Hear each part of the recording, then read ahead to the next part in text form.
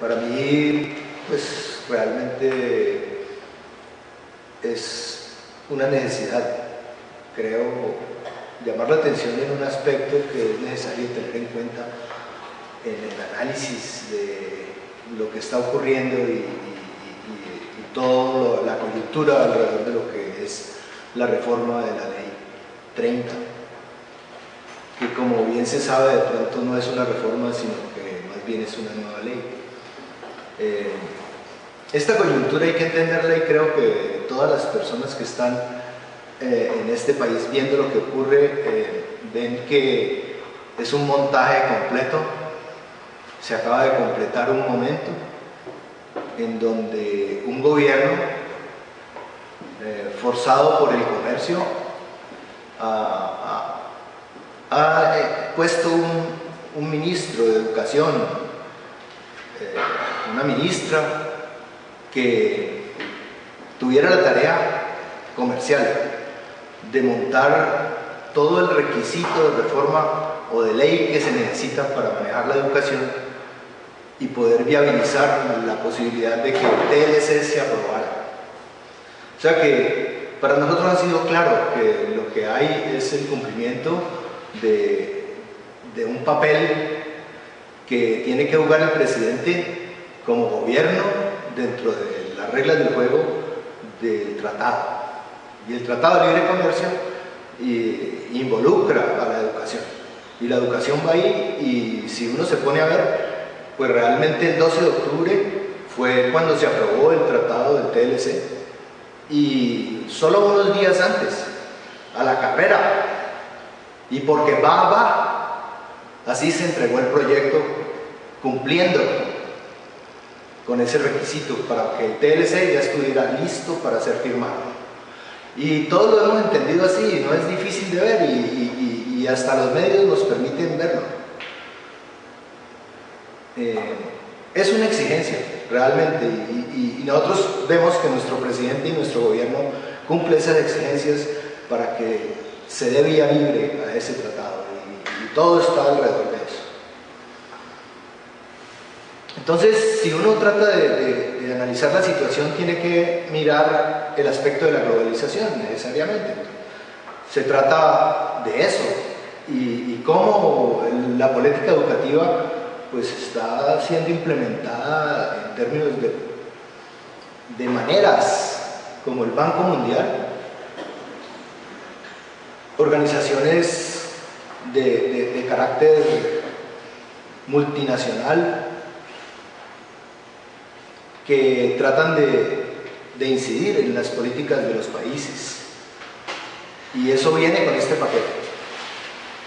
Entonces, prácticamente se puede centrar en el análisis esa entidad que decimos que es Banco Mundial, que hay que entenderlo en este momento como el lugar financiero que se ha propuesto desarrollar las economías latinoamericanas para que se conecten con el mercado global. Y a los países latinoamericanos hay que llevarlos hacia allá, y todas las políticas van para allá, y toda la financiación va para allá. En últimas, ellos tienen unas metas muy claras y dicen: vamos a reducir la pobreza. Esos, digamos, que son las metas que ellos venden, que promueven inversión extranjera y que al mismo tiempo le dan cabida a todo el comercio internacional, y también facilitan lo que es la inversión de capitales. Y la inversión de capitales, de eso se trata. Entonces, el modelo económico, si se podría decir así, porque pues los mismos economistas parecen no aceptar que sea un modelo económico claro, o no lo es realmente, el neoliberalismo, en donde lo que se ve es que se trata de agrupar un conjunto de ideologías y unas teorías económicas que en últimas lo que tienen que es fortalecer supuestamente la economía nacional, la macroeconomía, el hecho de que el país tenga posibilidades entonces de entrar en ese rumbo globalizador, y todo va a comprometerse a incentivar las empresas que están detrás del comercio y del negocio. Entonces, cuando los países quieren desarrollarse necesitan recursos y los recursos los proveen supuestamente a bajo interés, a muy bajo interés, como algo parecido a lo que puede estar ofreciendo la ministra para los créditos estudiantiles. En ese sentido, pues los países también tienen acceso a ese tipo de incentivos de bajo interés o de cero interés o de páguenlo en 40 años. Pero la verdad es que las políticas de ajuste estructural vienen al lado, el Banco Mundial presta pero con condiciones y con una política económica que se trata de incorporar sociedades latinoamericanas a la economía global. Y por eso, en principio, nosotros vemos cómo nuestro país de todas formas está en ese torrente con toda Latinoamérica para allá. Y ellos tienen que impactar los sistemas educativos. Y obviamente las políticas las están trazando y están creando una presión directa sobre lo que significaría una apertura económica. Y eso viene de tiempo atrás, ¿cierto? Nosotros tendríamos que mirar, digamos, 3 décadas atrás, lo que puede estar ocurriendo de principios de los 80, en la década de los 90, que fue todo el preludio de ya conformar una idea de TLC, estaba hasta allí avanzado, digamos. Y de todas formas, en últimas, en el TLC viene otra década, que es toda la década de principio del siglo, que también ha implementado otras políticas educativas en donde se viene la parte de financiación, por ejemplo, que es mucho más clara ahora que antes. Aquí en Colombia, digamos que no fue en los 80s, donde hubo una depresión económica fuerte, una inflación grande, sino que fue más o menos en los 90, en la época de César Gaviria, donde Colombia tuvo apertura. Y aquí empezamos a sentir el efecto de la apertura desde entonces. O sea, a principios de la década de los 90 Colombia entra en esa situación.